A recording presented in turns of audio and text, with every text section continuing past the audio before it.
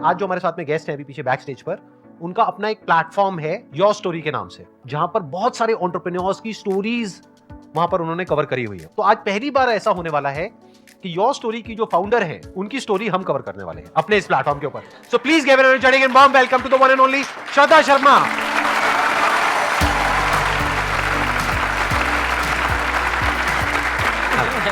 Please आइए। बहुत nervous हूँ संदीप, बहुत डर लग रहा है, मगर अच्छे हाथों में हूँ। एंड ऑडियंस को देख के थोड़ा अब तसल्ली हो रही है, सब स्माइल कर रहे हैं, स्माइल करते रहना। आप बताएंगे आपने कब शुरू किया योर स्टोरी को, या ये थॉट कहां से आया? थोड़ा सा अपना बैकग्राउंड के बारे में प्लीज अगर आप शेयर कर सके तो। योर स्टोरी का थॉट अब मैं अभी बैठ के 2023 के जनवरी में अगर कहूँ, शुरू तो हुआ था 2008 में, मुंबई में शुरू किया था।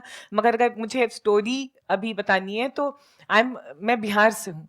तो जब हम बिहार में ग्रो करते हैं और बढ़ते बढ़ते हैं, और ये मैंने कहा है बहुत बार, तो हम ये नहीं कहते हैं कि मेरा नाम श्रद्धा है, हम कहते हैं हमारा नाम श्रद्धा है, और हम आ रहे हैं और हम जा रहे हैं। और यही ऐसे करके मैं ग्रो की। और जब दिल्ली में आई सेंट स्टीफेंस कॉलेज में, तो सब मुझसे कहते थे कि श्रद्धा फिर से बताओ तुम कहाँ से हो।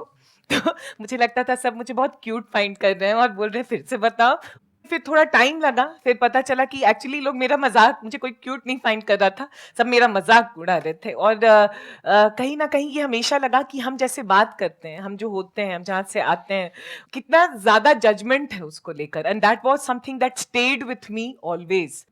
जो क्वेश्चन, मेरे सवाल जो मेरे हमेशा जो मेरे दिमाग में रहता था कि हम क्यों जज करते हैं किसी को, कि वो जहाँ से आते हैं, हमारी कैपेबिलिटी और हम जो हर दिन अचीव करते हैं, that is a story and it defines a story. और जब मैंने योर स्टोरी मीडिया में गई तो वहाँ पे भी वो दिखा, क्योंकि मीडिया में it is all about I me my self, and जो सक्सेसफुल है, बड़ा है, उसकी स्टोरीज। तो 2008 में मुझे लगा जो हमारे जैसे लोग हैं जिनके माँ बाप शायद उतने रिच नहीं हैं, सक्सेसफुल नहीं है, और जो सेल्फ मेड हैं, और इसीलिए 2008 में मैंने कहा हर इंसान जो खुद के बलबूते पे कुछ करना चाह रहा है, जिसके पास बैकग्राउंड नहीं है, पैसा नहीं है, उन सब की कहानी, उनकी जुबानी सुनाएंगे। और तब यो स्टोरी शुरू हुआ, और आज 1.5 लाख स्टोरी हमने किया है पिछले 14 सालों में। तो अगर 2008 की बात करी जाए, जब आपने शुरू किया योर स्टोरी को, क्या आपने मीडिया में कुछ जॉब किया था या क्या किया था? मैं टाइम्स ऑफ इंडिया में थी as a journalist, very short as a journalist, but brand, फिर स्ट्रैटेजी, और फिर जो लकीली मुझे अपॉर्चुनिटी मिला जो ओनर्स हैं टाइम्स ऑफ इंडिया, उनके साथ काम करने का बहुत ही कम उम्र में। फिर मैं CNBC में गई काफ़ी सीनियर रोल में, और मैंने देखा, समझा कि क्या हो रहा है और क्या नहीं। और फिर वहाँ से मैंने सोचा कि एक अपनी नई दुनिया होनी चाहिए, जहाँ पे मेरे जैसे लोगों को सबको आवाज़ देनी होगी और सबकी स्टोरी सुनानी होगी बिना पैसा, और ये कि it was like a dream that I have to make this happen. तो ये तो हो गया आइडिया जहां से आपके अंदर से आया कि ऐसा मैं कुछ करती हूँ। तो आपने वेबसाइट बनाई?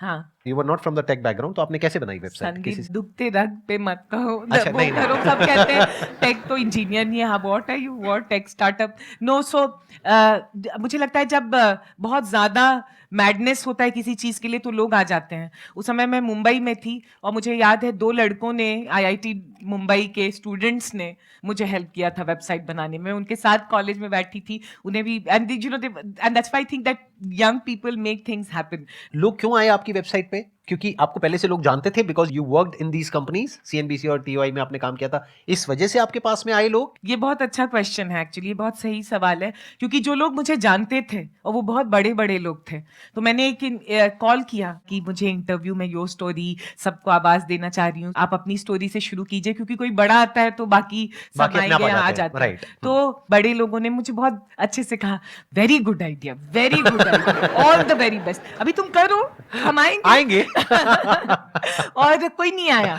और मेरा दिल बहुत बहुत टूटा। इनफैक्ट एक और संदीप, एक स्टोरी है कि एक लड़की मुझे हेल्प करना चाह रही थी कि अच्छा तुम्हारा बहुत अच्छा आइडिया है, तो ये एंटरप्रेन्योर है, गेमिंग में, मुंबई में अंधेरी में गेमिंग में अपना बिजनेस कर रहे हैं, वो अपना स्टोरी सुनाना चाहते हैं, तुम आ जाओ। तो मैं गई, ट्रेन लिया, पहुंची अंधेरी, 3rd फ्लोर में, आज भी मुझे याद है, और मैं बैठी हुई थी, और वो सीईओ आया, hi my name, I don't want to say my name is this, I said hi my name is Shraddha from your story, he said sorry कहाँ से? मैंने कहा योर स्टोरी से। बोला ये क्या स्टोरी है? मैंने सोचा तुम सीएनबीसी से हो, ये तुम योर स्टोरी से। एंड देन वो जो लड़की जिसने इंटरव्यू सेट किया था उसको कहा कैसे कैसे लोग को उठा के ले जाती हो, आई डोंट इवन नो। आपके सामने ही बोलने लग गया हाँ, ऐसे। और मुझे लगा उस समय भर भर के रोना शुरू करूं। मैंने कहा नहीं, इस आदमी के सामने नहीं रोऊंगी, क्योंकि वो बोला I will not give interview to someone, मैं ऐसे ऐसे किसी जिसको जानता नहीं मैं क्यों दूं इंटरव्यू। और मेरा दिल, क्योंकि मेरा दिल था कि आवाज दो, स्टोरी सुनाओ, और ये और ऐसे। मैं उस दिन 3rd फ्लोर से चल के नीचे आई और पता नहीं आंख से आंसू आया, और मैंने कहा एक दिन यो स्टोरी को बहुत बड़ा बनाऊंगी, और दुनिया में जो भी हैं और यंग लोग हैं और जितने स्टार्टअप्स हैं और जितने लोग कुछ करना चाहते हैं सब इस प्लेटफॉर्म पे आना चाहेंगे। और संदीप 14 साल लगा है, बट आज बहुत millions of people are there, and बहुत चीज़ें हुई हैं।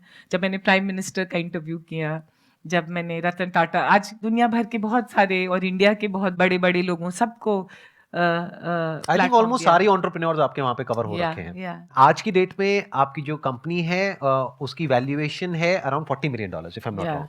तो आप ये बताइए कि शुरू में जब आपने किया तो आपको इनिशियल जो ब्रेक थ्रू होता है, यानी शुरू के जो 5-10 इंटरव्यूज हैं वो कैसे मिले, वो आपने किन लोगों के करे, और उस पर भी जब तक व्यूज नहीं आएंगे तब तक और लोग नहीं आएंगे।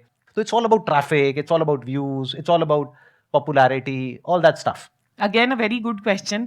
तो अगर मुझे शुरू करना होता तो शायद काफ़ी आसान भी होता और टफ भी होता, और वो मैं बताऊंगी क्योंकि 2008 में जब मैंने स्टोरी शुरू की, जैसे you know anyone here if I tell your first story, तो मैं पहली प्लेटफॉर्म बन गई जब मैंने आपकी स्टोरी आपके जुबान में सुनाई, तो वो अपने फ्रेंड सर्कल में और हर जगह प्रमोट करने लगे। तो वो ऑर्गेनिकली, अभी जो इंग्लिश में कहेंगे नेटवर्क इफेक्ट, काफ़ी सही था, क्योंकि people became promoters of the story, and उसके बाद लोग आने लगे वेबसाइट पे। Very interesting. मतलब आप लोगों को क्लियर हो रहा है ना कि क्या किया इन्होंने, कैसे किया। कुछ स्टूडेंट्स की हेल्प से एक वेबसाइट बनाई, वो भी इन्होंने खुद नहीं बनाई, कहीं से बनवाई, और वो भी आई थिंक फ्री में बनवाई होगी आपने।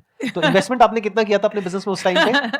समोसा खिलाया था। तो ऐसा नहीं है इन्वेस्टमेंट नहीं किया। हाँ, उस टाइम पे इन्होंने क्या किया, एक वेबसाइट बनाई कुछ स्टूडेंट्स की मदद से, जहां पे कुछ समोसे लगे। फिर उसके बाद में वो वेबसाइट बनाने के बाद में लोगों को कॉन्टैक्ट किया, और वो स्टोरी सिंपल टेक्स्ट में होती थी, कोई वीडियो नहीं, कोई ऑडियो नहीं, कुछ नहीं।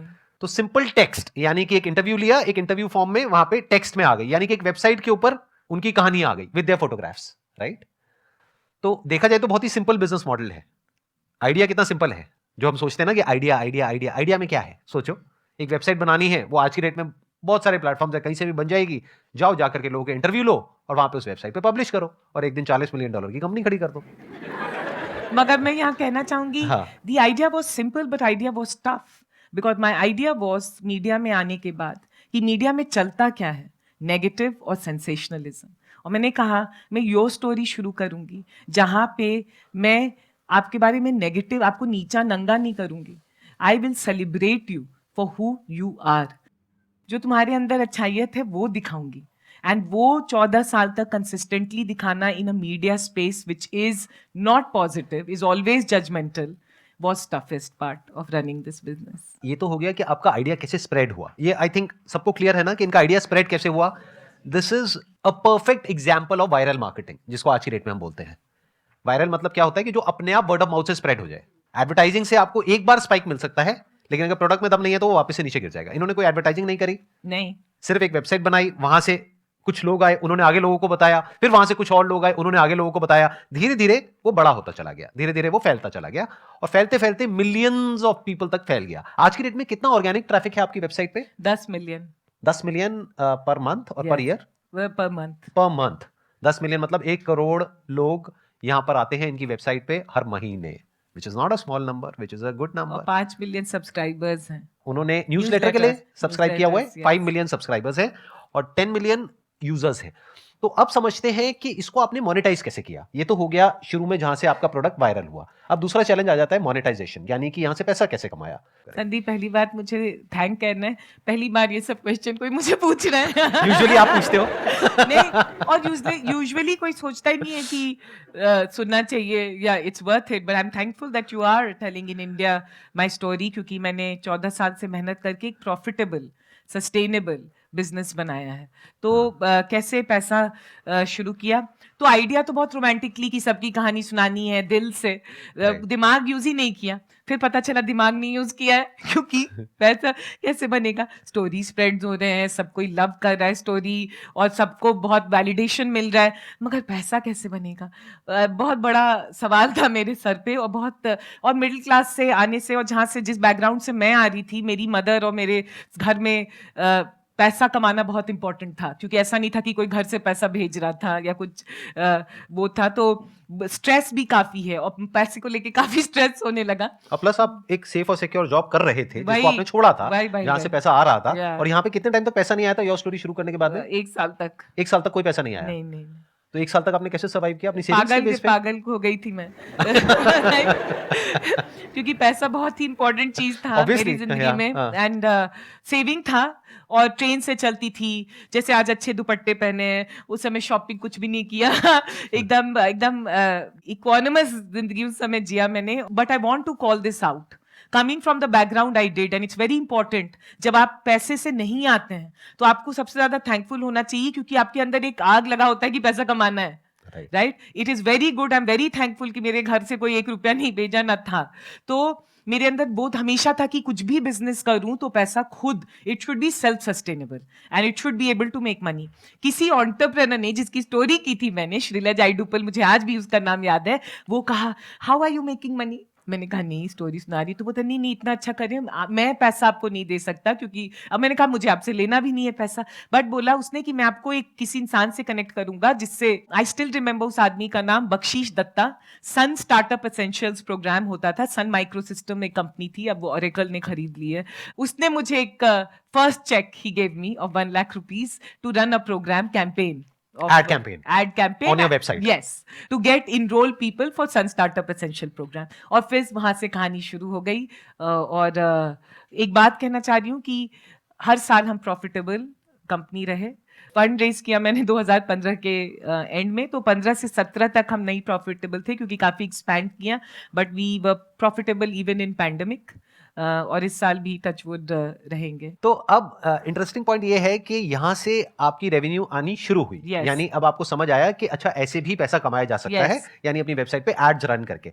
तो आप थोड़ा सा बताएंगे कि रेवेन्यू आपकी किस तरीके से रही, ग्राफ क्या रहा, जैसे पहले साल में कितनी रेवेन्यू थी, फिर उसके बाद कितनी हुई, कैसे बढ़ी रेवेन्यू?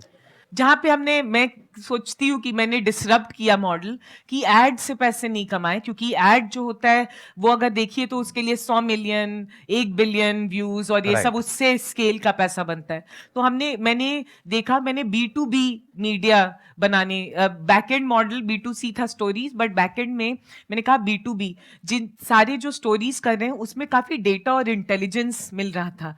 एक कोट है, ब्रेने ब्राउन कहती है, stories are data with souls. So there was a very strong data and intelligence that started getting built on the background.